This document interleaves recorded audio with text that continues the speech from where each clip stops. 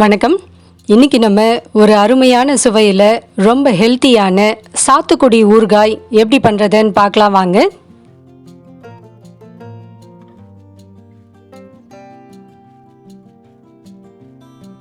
சாத்துக்குடி ஊறுகாய் பண்ணுறதுக்கு இந்த அளவுக்கு நல்ல திக்காக இருக்க சாத்துக்குடிகள் 2 எடுத்துக்கலாம்.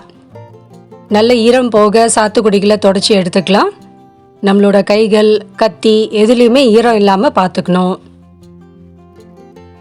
இந்த மாதிரி திக்காக இருக்க சாத்துக்குடியில் பார்த்திங்கன்னா ஜூஸ் கம்மியாக தான் இருக்கும். அதனால் ஊறுகாய் போடுறதுக்கு பயன்படுத்திக்கிட்டோன்னா கரெக்டாக இருக்கும். மெலிசா தோல் இருக்க சாத்துக்குடியில் தான் பார்த்திங்கன்னா நல்ல ஜூஸ் அதிகமாக இருக்கும். அதை அப்படியே சாப்பிடலாம், அப்படி இல்லைன்னா ஜூஸ் போட்டும் சாப்பிடலாம். சாத்துக்குடியை இது மாதிரி சின்ன சின்ன துண்டுகளாக கட் பண்ணி எடுத்துட்டு உள்ளே இருக்க விதைகளை எடுத்துடணும். அப்போ தான் கசப்பு இல்லாமல் இருக்கும். சப்போஸ் உங்களுக்கு இதை இன்ஸ்டன்ட் ஊறுகாயாக நீங்கள் பயன்படுத்த போகிறீங்கன்னா தோலையும் எடுத்துடணும். வெறும் உள்ளே இருக்க அந்த சத பகுதியை மட்டும் எடுத்துக்கிட்டால் போதும்.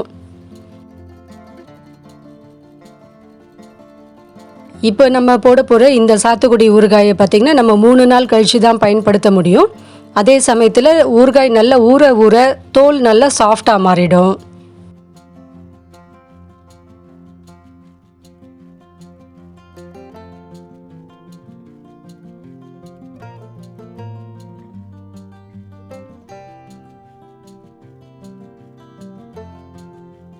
சாத்துக்குடி எல்லாத்தையும் சின்ன சின்ன துண்டுகளாக கட் பண்ண பிறகு 2 ஸ்பூன் தூள் உப்பு சேர்த்துக்கலாம்.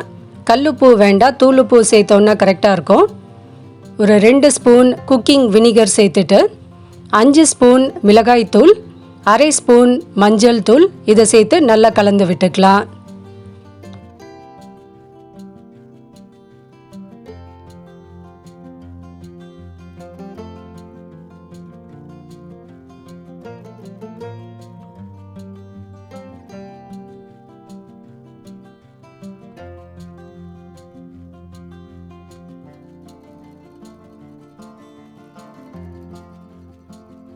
கடைசியாக இப்போ நம்ம ஊறுகாயில் தாளிதம் கொடுத்துடலாம்.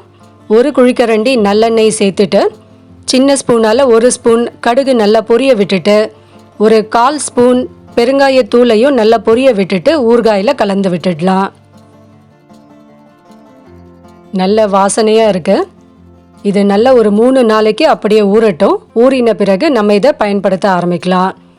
இந்த சாத்துக்குடி ஊறுகாய் இன்ஸ்டன்ட் எனர்ஜி கொடுக்கக்கூடிய ஊறுகாய். இது கண்டிப்பாக இந்த ஊறுகாயை ட்ரை பண்ணி பாருங்கள். ரொம்ப டேஸ்டியாக இருக்கும். ட்ரை பண்ணி பார்த்துட்டு உங்களோட ஃபீட்பேக்கை நம்ம கூட ஷேர் பண்ணிக்கோங்க. தேங்க்யூ.